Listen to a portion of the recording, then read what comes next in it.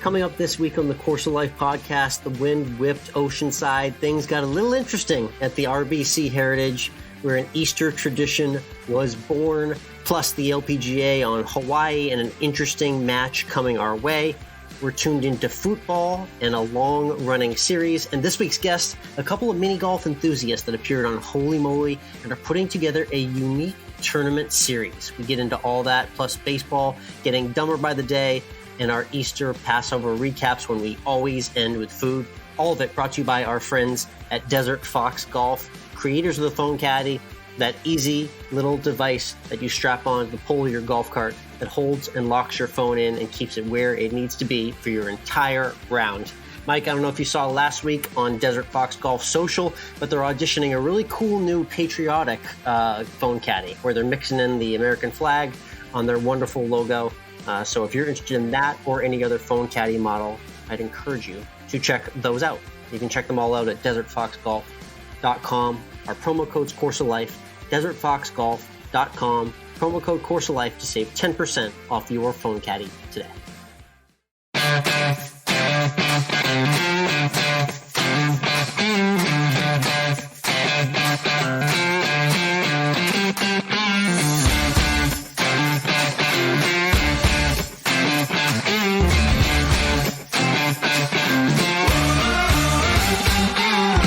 Hello, interwebs, and welcome to Course of Life, part of the Morning Read Podcast Network. We are proud to be presented by our friends at Desert Fox Golf, Tosi Snacks, and Volvic. I'm Michael. He's Alex. And Alex, they were at a beautiful course just an hour north of me in Hilton Head for the RBC Heritage at Harbour Town. Of course, the lighthouse overlooking the 18th green. One of the most beautiful courses, tree-lined, Spanish moss hanging from the oak trees. Just a fantastic way to follow up Masters Week. And it was so great, we got to have an extra hole of golf as Jordan Spieth defeated Patrick Cantlay in the playoff. And Spieth did it, as he said, without a putter. He was not putting well the entire weekend at all. But what do you think? Jordan Spieth wins it. He's just there. He's back towards where if he could be putting, he could be winning by 10 strokes right now. What a humble brag to say, I just won this tournament without my putter. I'm sure there's some guys in the field who maybe don't really love that comment. But regardless, congrats to Spieth for lifting the trophy at the Heritage. And I said at the top, an Easter tradition being born, Mike, last year. Down here, San Antonio, Barrero, Texas Open, he got it done. Yep. Jordan Spieth wins on Easter Sunday. 2022, he wins the RBC Heritage on Easter Sunday. Mike, guess where they're going to be Easter Sunday next year in 2023? Oh, I think they're in Augusta. So if there's anyone in the world that's looking to keep tradition going for a third year, it's going to be Jordan Spieth after getting it done yesterday.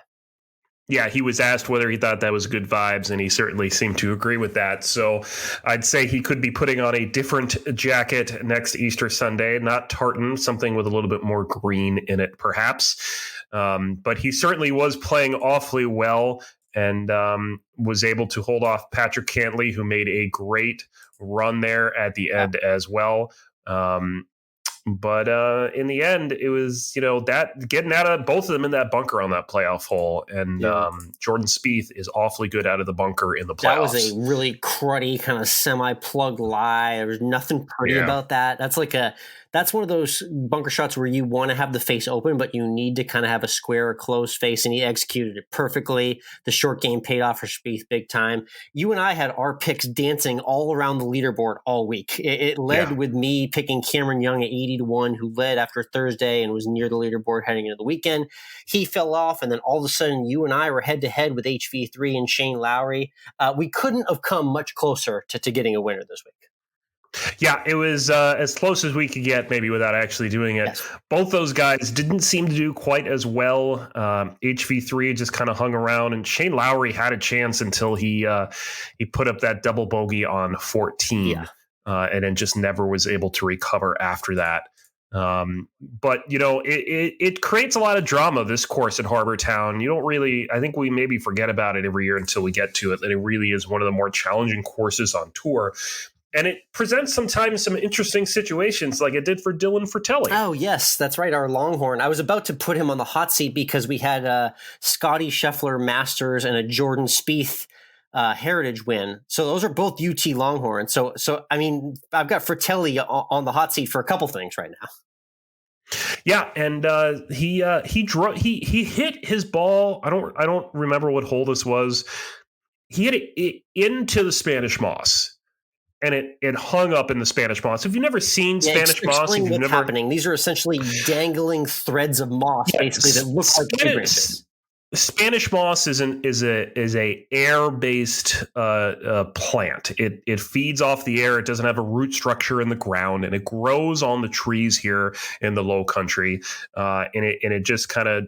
It's on the oak trees and everything else, and it just hangs down. It creates that beautiful look that you see with the oak trees and this hanging moss coming off of it.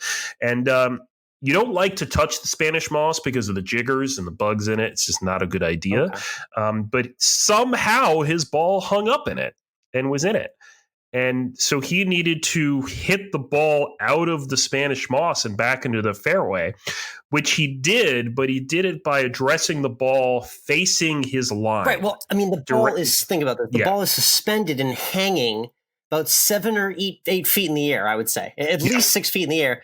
So really, you don't even need to, in your head, when you're approaching the ball, you'd think, I don't even need to take a normal stance. I just need to hit the hammer on the nail right now, and I just need to just pop any part of this ball, and it will remove itself from the tree. It was essentially his thought process.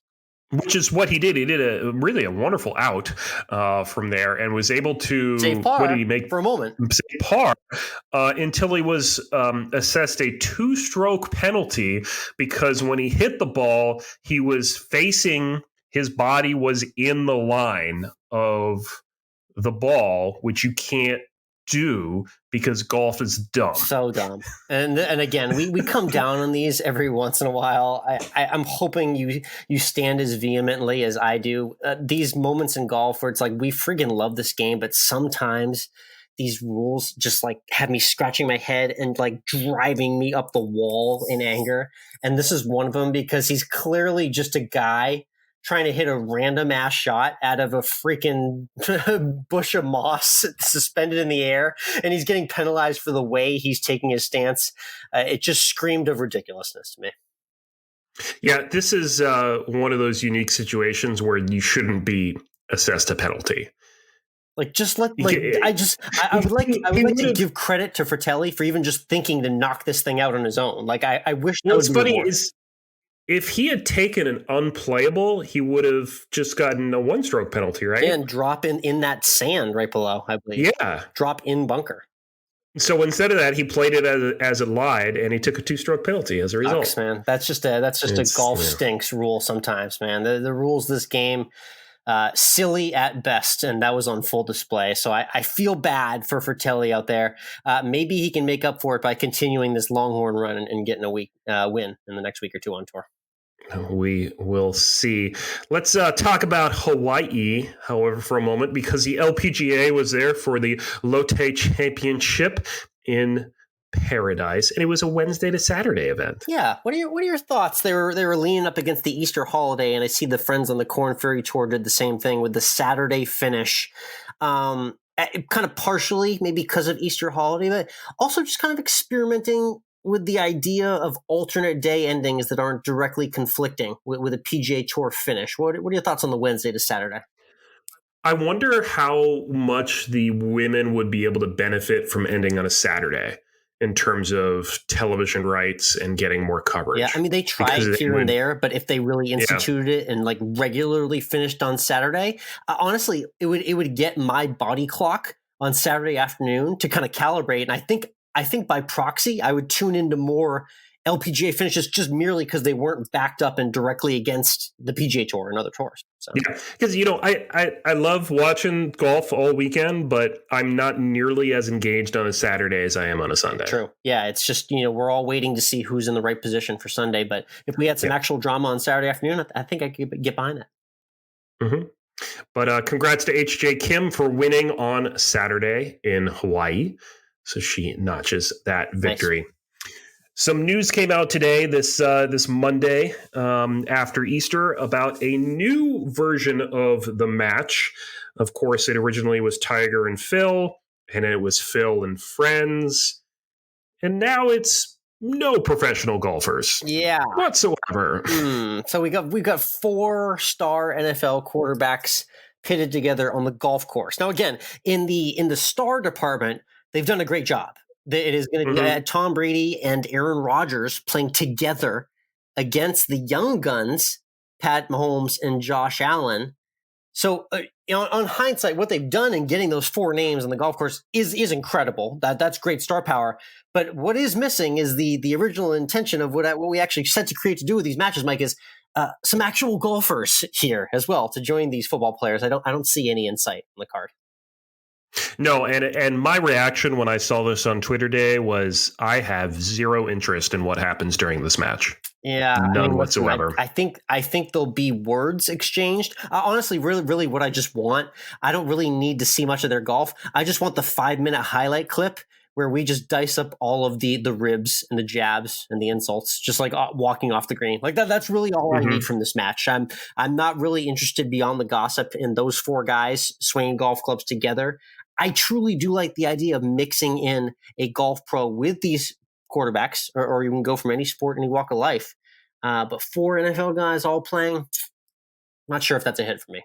And again, like there are perfect opportunities here for us to do like a PGA Tour pro and an athlete versus a court assister and an athlete. Yep. And do men versus, this is like the opportunity to really bring the LPGA to the forefront and feature how good they are. And they continue to just say, nah, we're just going to put guys in there. They just love, love playing the hits. You can tell. And they're really leaning on Brady and Rodgers, who seem to freaking love this concept and are down to fit it in the schedule. And the check must be real good for those two, for them to continue to endorse this. So it rolls on. All right, let's look ahead to this next weekend where it'll be the Zurich Classic in New Orleans. Always a fun weekend. It's team golf. It's alternating 4-ball and foursome format back and forth. And man, there's some fantastic teams out here. Yeah, who do we got? We got Cam Smith and Mark Leishman teaming up once again. Defending champ. We got Colin Morikawa and Victor Hovland. Juicy. You got Scotty Scheffler and Ryan Palmer. Half of that team's awfully good. That one's unbelievable to me. What Ryan Palmer has done in this tournament, Mike, needs a little bit of a deep dive. I don't know what he's doing, but he found a way with this 2-man format got going. He befriended Jordan Spieth. Okay, he's been friends with him for a while. That makes sense. Dallas connection. They played in this tournament a few times. Okay, then he left that pairing. He went out and he grabbed John Rahm as a partner. Okay, no prior relationship. He just plucked him for this event, and now Ryan Palmer has summoned Scotty Scheffler, the number 1 player in the world. I don't know what Ryan Palmer's sales pitch is for this event, but it's got to be pretty good. Maybe it's that, you take 75% of the winnings and I take 25%. Oh, there it is. You were not thinking too far outside the box there, but that could be it. You could be cutting these guys a nice little deal. I love it. I also want to point out the hilarity that Harold Varner III is on the list I'm looking at paired with Bubba Watson III.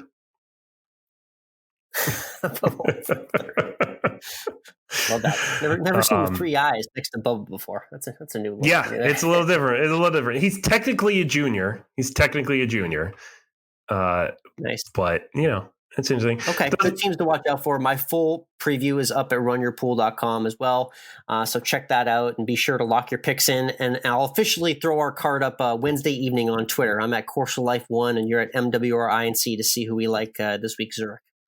Let's switch over to Tuned In, where we share what we're tuning into outside of the world of sports. Alex, how often do you watch a show because your wife just has it on and you're just sitting on the couch? Yeah, that's 20-25% of my life. Okay. I think. Yeah. So my wife right now is binging Supernatural, the 16-season juggernaut.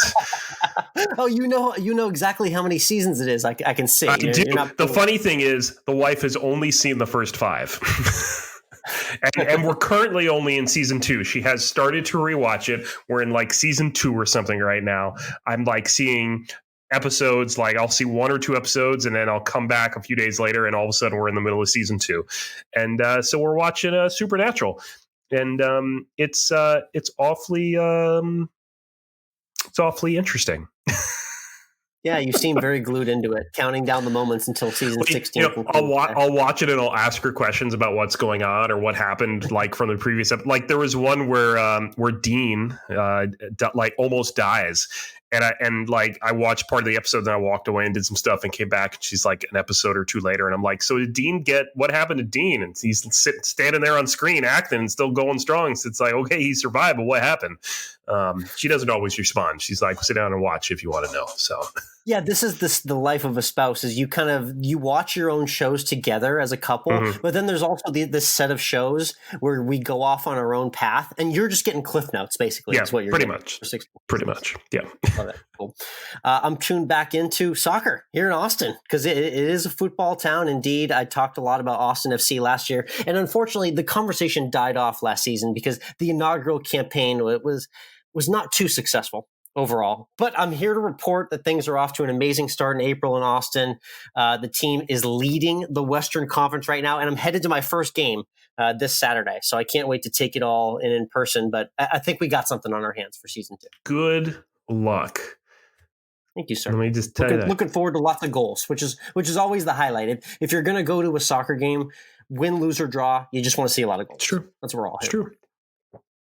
Let's get into this week's guest. Alex, we have featured a lot of alumni from ABC's Holey Moley on the show. I think I've lost count. I think it's double digits now, by the way. I was counting in my head. It might be. Yeah. And this week, you chatted with a couple of mini golf enthusiasts setting out to create their own mini golf tour.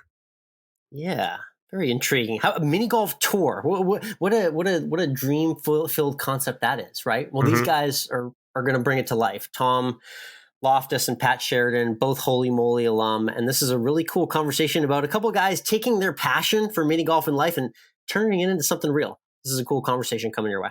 We'll get into it in just a moment, but first, let's talk about our favorite yellow golf ball, and that's the Volvic Vivid and the Volvic XT Soft. There's 2 of them out there, and they both come in some really incredible colors. I played with them just this past week in my first ever league event. That's right. I'm now in a league. I'm going to be playing. Nice. You're a league guy now. Congratulations. One of those guys. Took a while to get back into form, but I love the feel of these balls around the green and knowing that everyone else is a white ball, but I have a yellow ball. And I'm going to know which one's mine really easily wherever it is in the course. So always nice to stand out, and when you're standing out playing a great ball. That's right.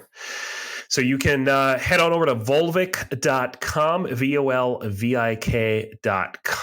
The Vivid has less spin off the driver for straighter tee shots, more feel around the greens for lower scores. And of course, that typically equates to more fun.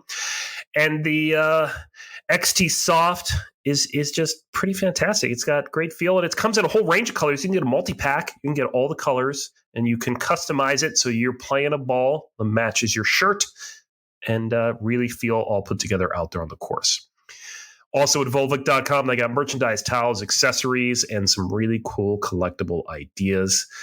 Really awesome stuff over there. So check them out. It's performance in color. Volvic has a ball for every swing.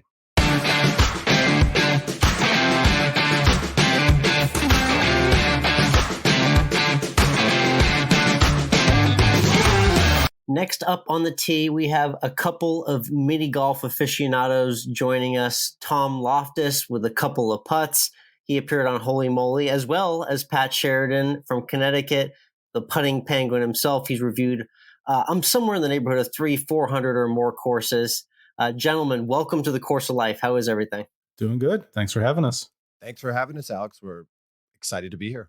Definitely. Love talking all things mini golf, and you are definitely foremost authorities on it. Let's start with you, Tom, so others can kind of follow along. You know, mini golf is something that's been in a lot of our lives since we were little kids. Before we could even get onto a real golf course or even a driving range, we got the invitation to at least play mini golf. I'm curious, what are your early mini golf memories that stick with you? My early mini golf memories, funny enough, are at a course that the AMA is our Pat and I run with a number of friends and acquaintances a new mini golf organization, and the Lily Putt is the course that I grew up on, and I'm actually helping organize tournaments at that same course that I played as a kid That's great. with my brothers, my parents. We would go there pretty regularly growing up in like the northwest suburbs of the Twin Cities of Minnesota. Wasn't a ton of entertainment options, and growing up in the 80s, showing my age, but growing up in the 80s, mini golf was all around, and we had a number of variety of courses out there, and it was always just a adventure to play. And with Lily Putt, it still has a par 66, and while that might seem really, really high, the best scores I've seen on it are like a 46. There's just a ton of really long and interesting holes, and yeah, that's where my mini golf story sort of began. And yeah, 400 courses later, it still keep going back to the Lily Putt. Very cool. Yeah. And I mean, in terms of mini golf itself, it just lends that certain innocence to people of all ages. It's can be sometimes a small, very confined surface, but it opens up a lot of creativity in the game. I'm curious, Pat, what did you first like about mini golf, maybe growing up, or what did you first enjoy about it, maybe compared to the actual game of golf itself? For me, growing up, I think it was the ability to play with my brother. So we played a lot. My brother's 6 years younger.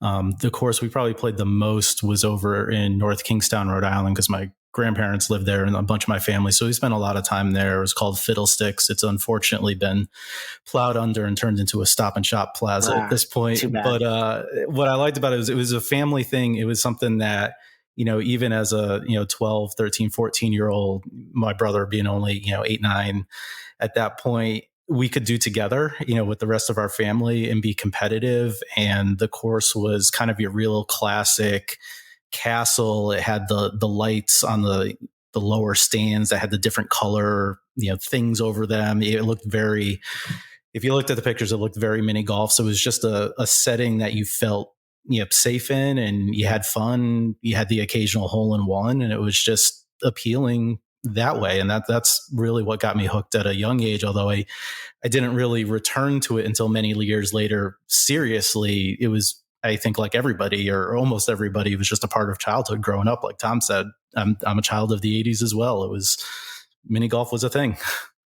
Yeah, definitely. I'm curious in terms of, I want to talk first about the United States, Tom, and mini golf, and then I want to ask Pat some questions about international courses as well. But in terms of in the United States right now, where are the current, meccas or landing spots where there are good collections of mini golf courses? Do those exist, or is it really truly like a hunt and pick scenario as you make your way across the map and you travel to different parts of the country? If you're looking to play lots of mini golf and play the best courses, what's the best way to do so? Well, I would say, with a couple of putts, we've sort of sought out all types of mini golf courses, and we sort of lean a little bit more towards the more novelty, fun, immersive courses. And over time, both my wife and myself, who do a couple of putts, we've gotten more into the competitive side of the game. So depending on what style of the game, if you like something that's a little bit more fun and kitschy, there's some places that might be better than others. And, if you just want volume, everybody knows that Myrtle Beach, South Carolina by volume has the most. I think they have 20 or so mini golf complexes that within them have multiple mini golf courses that I think adds up to somewhere in the realm of 50. The number gets thrown out all the time, but frankly, there's like a huge turnover of courses that like every time, I've gone down to, well, I've only been down to Myrtle Beach twice myself, but Pat can attest to as well that Myrtle Beach has a pretty heavy turnover of courses where they're coming and going. Right. So Myrtle Beach isn't by volume, but there's also like 4 courses that are themed around pirates and 4 or 5 that have a tropical, theme. And then there's a bunch that have like a safari theme. And they don't actually have that many really, really creative courses within the city. If I was to pick a couple cities that I really like the variety of mini golf or the quality, I'd say oddly enough, Orlando, Florida, the Disney and Universal properties. Yes. Yeah. They have 1, 2, 3, 4, 5, 6 courses between them alone and they're incredibly diverse. The Disney, Fantasia Fairways putting course is super challenging, but the Fantasia themed course right next to it is also super kitschy. And then they have their Winter Summerland and the Universal courses. And then you get on, the International Drive down there, and there's like a Congo River course, and there's like just a load of other pretty solid Pirates Cove type courses that you can play. So Orlando's really good. And I also really, really had a blast up in Pat, why am I forgetting? Long Beach Island?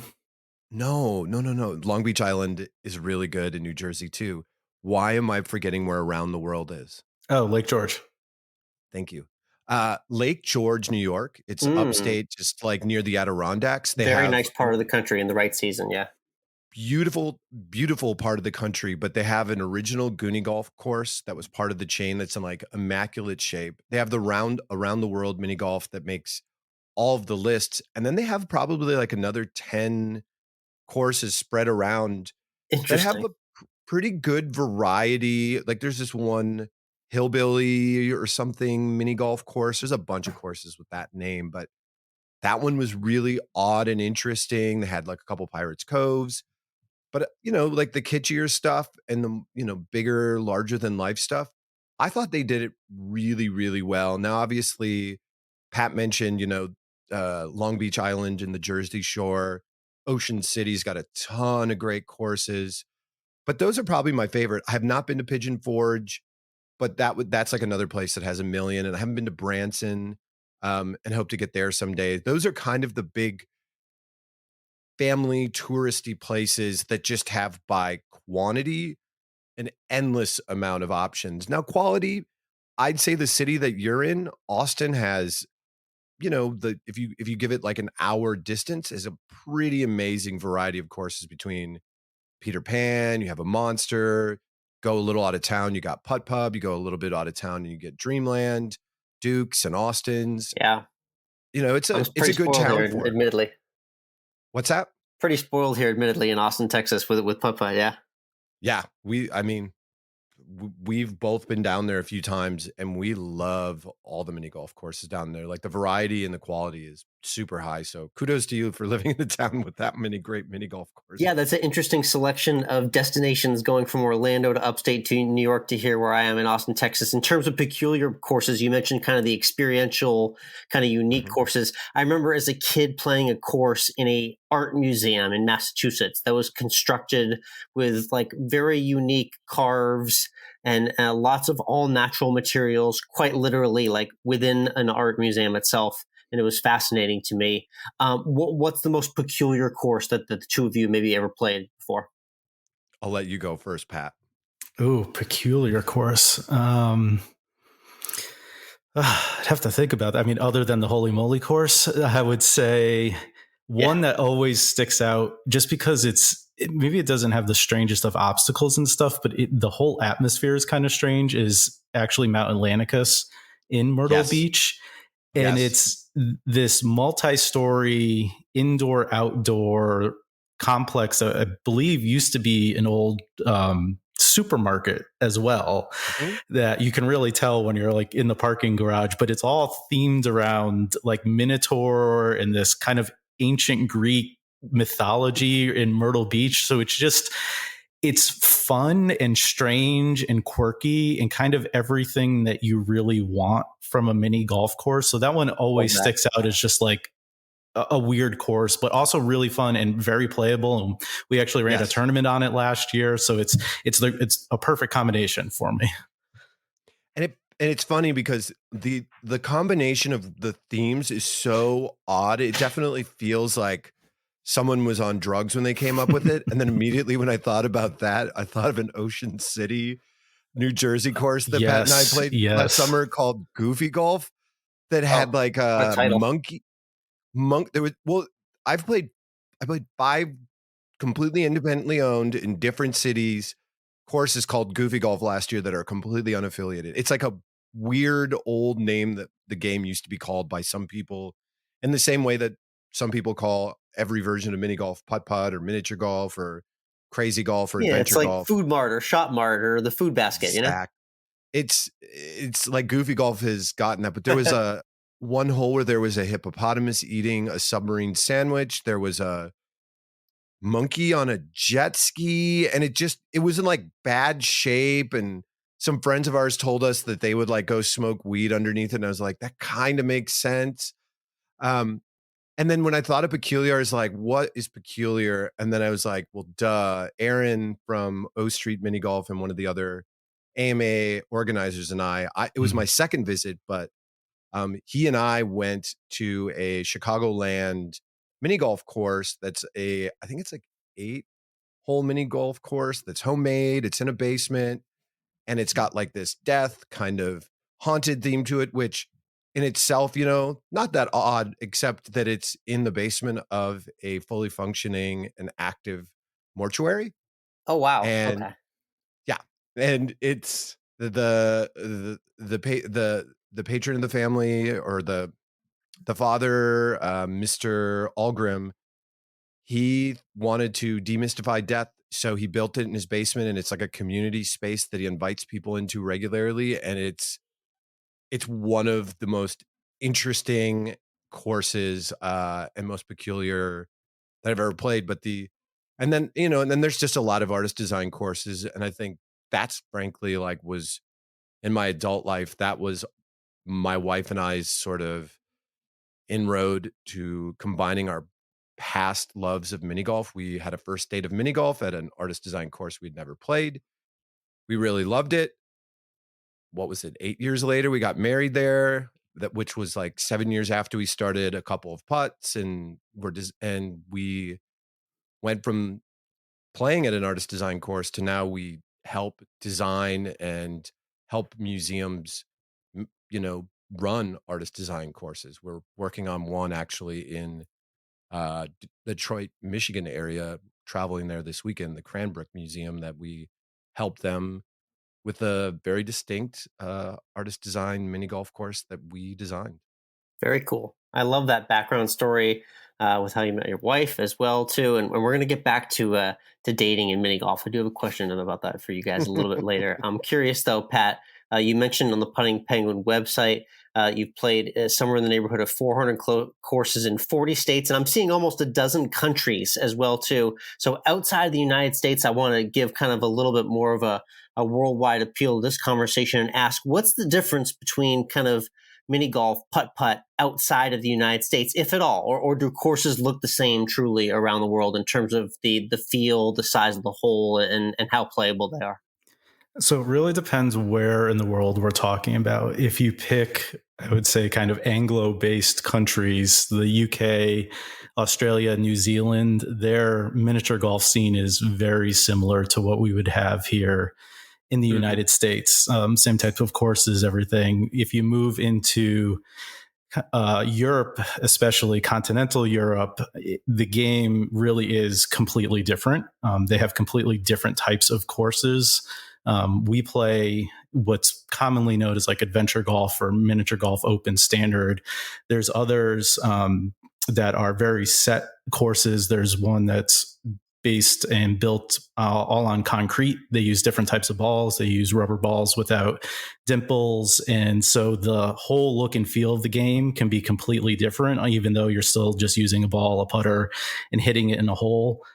Their sport is also very constructed differently. They have a lot more structure around miniature golf as a sport. They have local clubs that play in championships, almost soccer-like in a way, because they'll have like European championships of the top miniature golf clubs from each of the countries. So it's still recreational there. They still have these courses. People play them. They do have our style courses as well littered around, but there's a much different view in terms of the seriousness of miniature golf when you get to especially continental Europe. But then again, if you grow like Japan also is a little bit more on the UK, New Zealand side for us. So it really depends on where you go, what the type of feel and play of the game is. But universally, it still remains something that is very accessible to anybody at any level.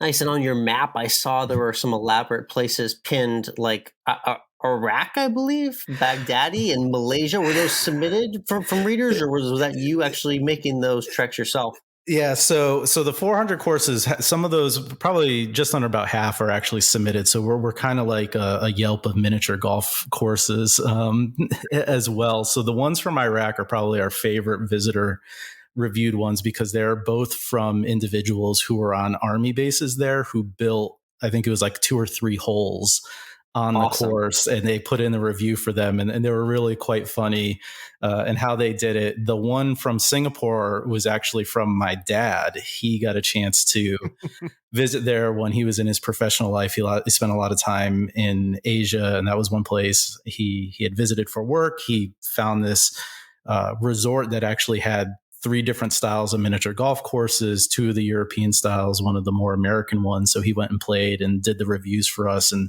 strangely enough, this was another place that had gone out of business, which, as Tom alluded to, there's a lot of turnover in the miniature golf world. But yeah, earlier in 2021, I had a documentary person reach out to me from Singapore. It was like, can I use some of your pictures? I've been doing some like abandoned video stuff of this old miniature golf course, and I came across this review on your website. I wanted to do some like the before and after stuff. So I was like, oh my God, it's just like such a small world when stuff like that happens. But yeah, the Iraq one is by far the most interesting one we have in terms of location and the people who put in the reviews for us. Yeah, I found that fascinating. And there is kind of a running theme in a lot of conversations I've had with men and women who have served, and how golf has kind of been a little bit of an escape for them in some of the strangest places in the world. And that's another example of them as well, too. Very cool stuff.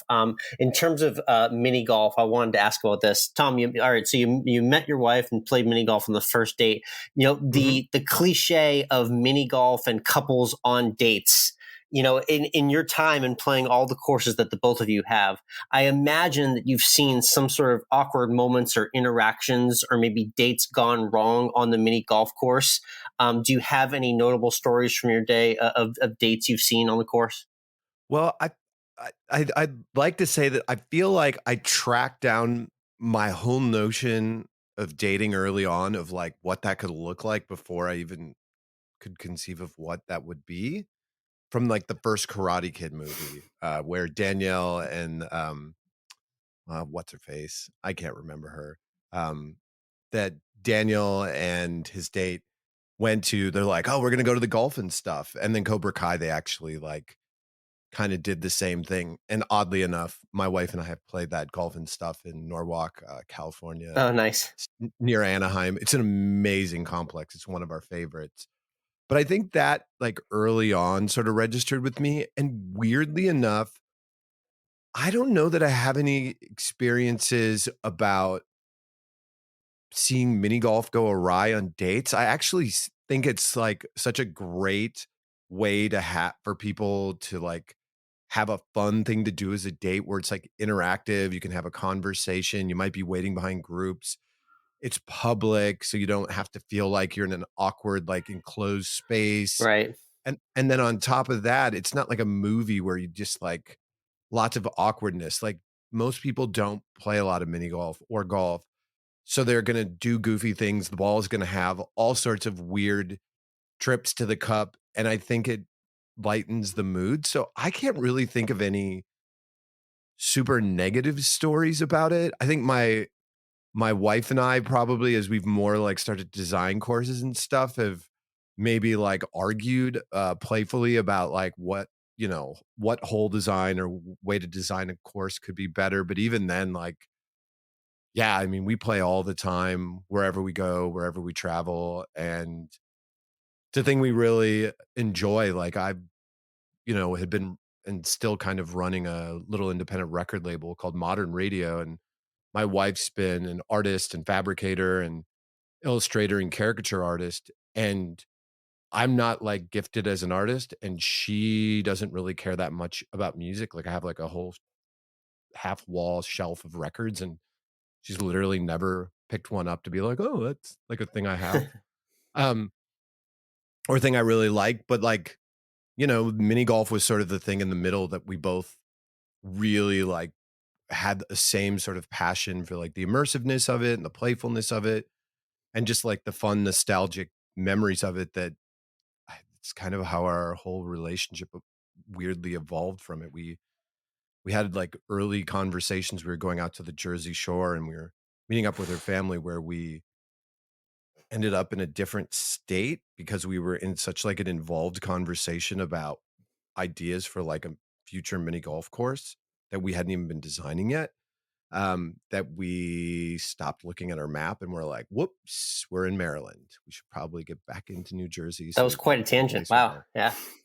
So yeah, and we'd never done anything with that hole. If anybody wants to steal it, I think there's a really good idea with a cat themed hole that maybe you have like a sand trap that's like looks like litter, and the tail is like sweeping back and forth that can somehow knock your ball away from the hole. Someone steal that idea, because at the very least, I want to play it. I was. That's actually a great segue to, and either one of you can answer, Pat or Tom. But the cliche is, you see the windmill and you see the hippo or something like that, and the very common things in mini golf courses. Well, what's new in design? What do you guys like seeing in today's mini golf courses that's very popular and you're seeing a lot more of? I would say from kind of a combination of hole design and just course design. I mean, the thing that's really popped up everywhere is the pubtainment, right? The swingers, putt shack, puttery, these places that are combining, pubs with the mini golf experience. And for me, the one that I'm most excited to play is the putt shack ones, because they've taken it kind of a different level where they've got RFID chipped balls. And so the holes are designed like really interestingly. Like the one I played had had one that was a bowling lane, one that was beer pong cups, but it's got different kind of point values. So you still get scored based on like the strokes that you take, and hole in one will get more, points. But then there's all these other kind of video game-esque point things. Like you could go through one thing and try to get more points, or if you go through a sand trap but still get the hole in one, you'll get less points because you went through that, and it's all tracked electronically. Like that has popped up in a ton of places, and I love seeing that as an evolution in combining that technology side, because it's not something that we really could have seen, even 10 years ago in miniature golf. So I'm really excited to see where that's taking it. I mean, and even a step further, if you get off the physical golf course and get into the realm of, virtual reality and stuff like walkabout mini golf, there's a whole other world out there that is taking course design, literally in some cases out of this world there as well. So that technology side is something that really excites me. Very cool. Awesome. Let's talk a little bit about what we've come together to talk about in regards to the AMA, creating not only one, but maybe potentially a series of tournaments. And I want, Tom, you to tell us kind of what's in the works now in terms of creating, a regular set of tournaments that players can enter in and rely on to bring top-notch competition to the mini golf world. What's that look like in terms of creation right now for you? Yeah, so the AMA, the American Mini Golf Alliance, I'm just taking this right off our website, is a group of mini golf enthusiasts organizing to bring together people passionate about the game. And while a big focus of our activity are tournaments, we are trying to broadly encourage people to go out and play the game. It's funny, as a tangent, to hear Pat talk about his excitement for Putt Shack. And I think we're very much like, there's a reason why we're friends. Like we have the same interest in seeing the game really pushed, because there's a lot of ways that you can take it. And I think we are very much, as the AMA, interested in the evolution of the game and the accessibility and the inclusiveness that is possible with the game that we really want to go out and encourage.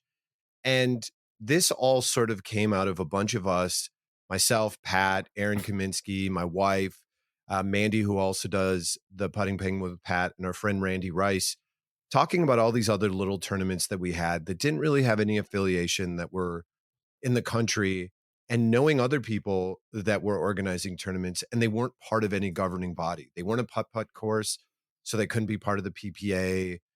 The USPMGA already had sort of that's the Professional Mini Golf Association based out of Myrtle Beach that hosts the Masters. They already had their events, and it was like about 4 or so a year.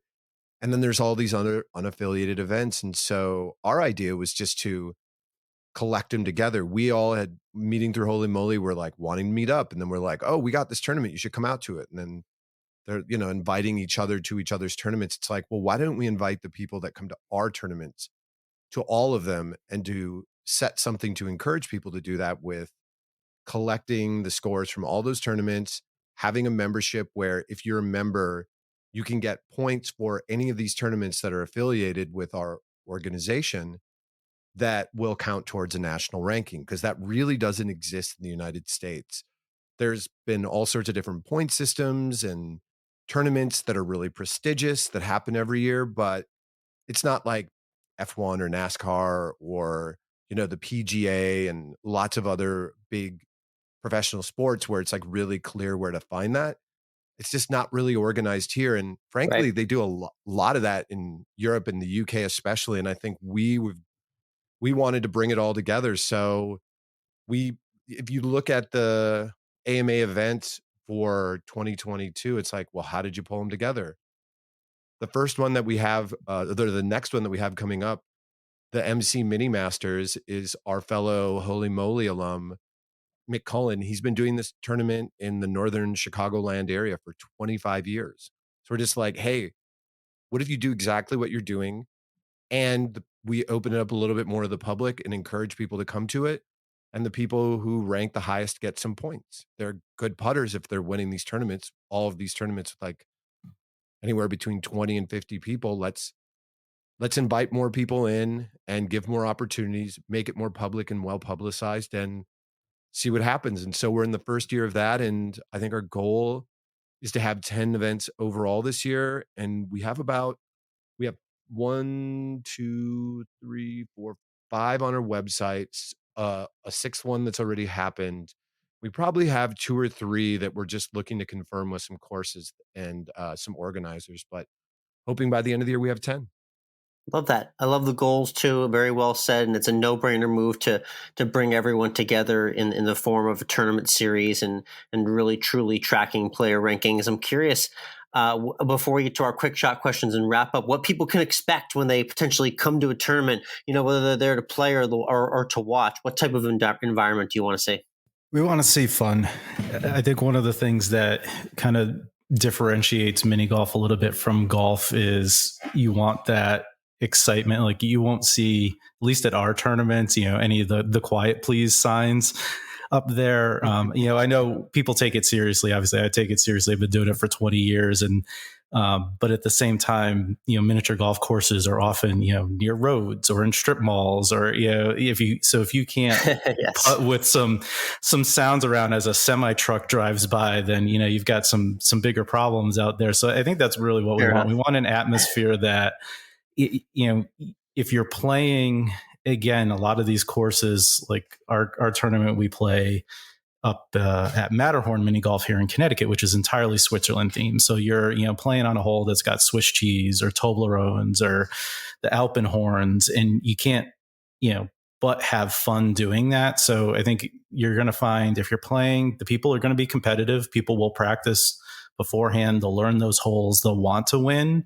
But at the same time, it's not, I would say, ruthless or cutthroat in our tournaments. And if you come to watch, like I said, have a good time, encourage people.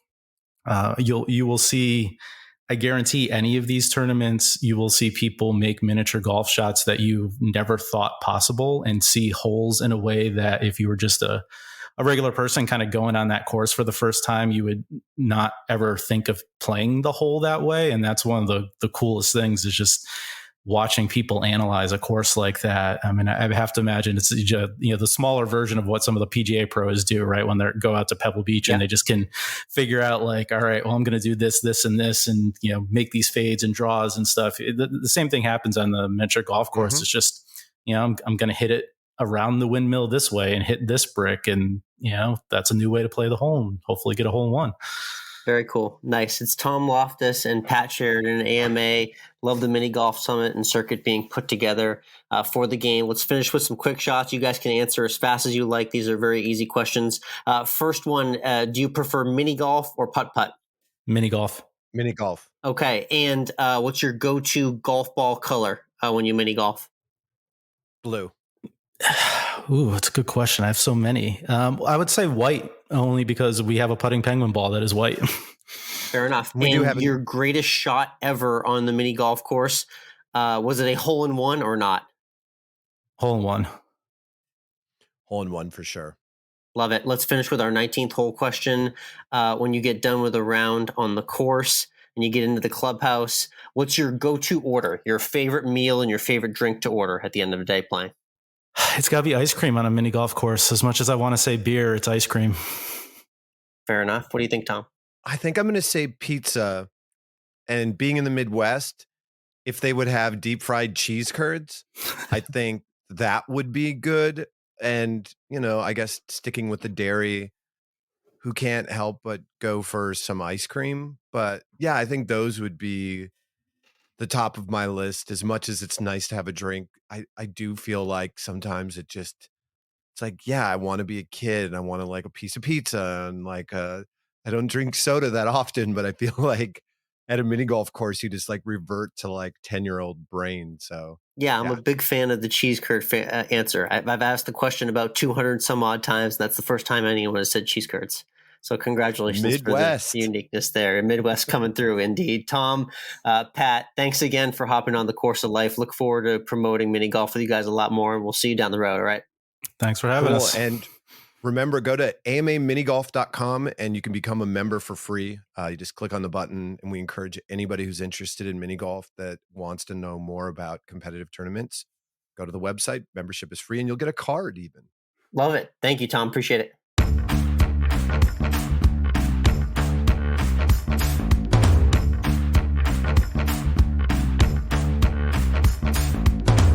And we're back. Great chat there with Tom and Pat. Alex, I think mini golf and golf in general, these kind of golf entertainment experiences like Top Golf and Pop Stroke and these other mini golf sorts of things is really the new like bowling. Like when we were kids, you went bowling. Now you go play mini golf. Yes, it's just one of those easy to pick up kind of low barrier of entry activities. That's good for anyone. Doesn't require a whole lot to get going. And like you've seen from Tom and Pat's travels, like there's just some insanely unique venues out there in the world of mini golf. So I look forward to seeing what they profile in the world and the tournaments too. When we get one to Austin, best believe, Mike, I will be in the field. Don't you worry. And if you liked that conversation with Tom and Pat, plus everything else we do here, make sure you hit that subscribe button on the podcast app that you're using right now. Follow us on social media. It's COL Podcast on Instagram. Course of Life Alex is that guy over there. I'm at MWRINC. We're on Twitter as well, Course of Life 1 and MWRINC. You won't miss anything we do here. And we got a really exciting conversation coming up in just another week or so with someone who's won. I'm going to tease it for you, Alex. Someone who's won a Grammy. Multiple. How about that for a tease? Multiple Grammys. Let's talk a little baseball because it is the Monday after Easter that we're recording this, which means for us who are New Englanders, it's Patriots Day. Patriots Day. Opening weekend at the ballpark. It's Red Sox Sunday, Marathon Monday. You get the early first pitch against the Twins. They split the series, but hideous light blue and yellow city uniforms on display this weekend. Not a huge fan of those. Split with the Twins. We're about even in the standings with the Yankees right now, so a little bit of bounce back in this last week, but obviously a long way to go there. Yeah, don't worry about it. I'm sure the Yankees will double your win total this season. That's what you think. Don't hold me to that. Let's also talk. I think this is dumb. Okay, I am all for kind of like the winning the season. Your goal is to win the World Series when you're a team, and it is. But this is like week 2 of the season. I know what you're going to bring up. Why the hell do you pull Clayton Kershaw when he's perfect after 7 innings? It is week 2 of the season. Absolute blasphemy seeing this happen. I thought I was getting trolled for about 5 or 10 minutes on Twitter, and I thought everyone was just playing along and this is some elaborate joke or some late April Fools or something, but it's all too real. Clayton Kershaw was pitching a perfect game No walks, no hits, no errors, absolutely nothing. Just a flawless performance, quite literally. And he was pulled because it's April and we want to preserve his arm so he can pitch another inning or two in August or September when it matters. Oh, come on, baseball. This is the exact kind of stuff that has us crushing you again. You hate to see it. Yeah, I actually would expect him to be pulled in August after 7 innings of perfection. Right? Yeah. I would expect this is the time to just go for it. This is when you get perfect games, is in the first half of the season, because it's like we're gonna let him pitch. We're gonna let him pitch. It's okay. So it's dumb. Golly, too much protection in baseball for sure. That had to be highlighted. Yeah. But in the meantime, let's wrap this up with hashtag #AlwaysEndWithFood. Yeah, no protection on my diet this past weekend. Always End With Food, brought to you by Tosi Bites. Promo code COL20 at tosi.com/COL. Easter Sunday recap here. I've done this little spin since COVID started, Mike. We haven't really gotten the gigantic ham. What we do is we just get various slices, thickness and thinness of ham at the deli, and then we oven bake ham and cheese sandwiches with all the fixings. We went back at that again yesterday on a nice thick cut ciabatta roll. Just an unbelievable Easter lunch was had indeed. That was my Easter recap. I like it. No Easter in my household, and no real Passover this weekend as well. Have some family coming this next weekend, so we're going to do a little something then. But I did do something that I've never done before. I made in my own kitchen. I made matzah. Wow, look at you. Branching out. Only took like 30 minutes. It was really quick because, it's unyeasted. You can't have a leavened bread product during Passover. At least you're supposed to not have any. And so no yeast or anything, no leaveners in matzah. So you just mix together flour, salt, little olive oil and water in there too. And it's basically a cracker. If you've never had matzah, it's just a flat kind of plain cracker. It was interesting. It was a different thing to make. I don't know if I'd put the effort into it next time, but I can say I've made it. Top spreads, top 2 spreads on matzah crackers. What do you like putting on there? Typically, I eat it plain, honestly. I would go. I've gone Nutella, peanut butter, jelly. Trying to think of what else I've done in the past, but it's been a while. I mean, really, you can do whatever you want. You do whatever you want. It's all right. Do whatever you want. And you can check out more food content at AlwaysEndWithFood Pod on Instagram as well. Check out all our endeavors there. Come back at you next week with another Course of Life. We've got another Holey Moley alumni coming up, and like Mike mentioned as well, in the pipeline, maybe the biggest guest of 2022. Be sure to smash that subscribe button, and we'll see you next week.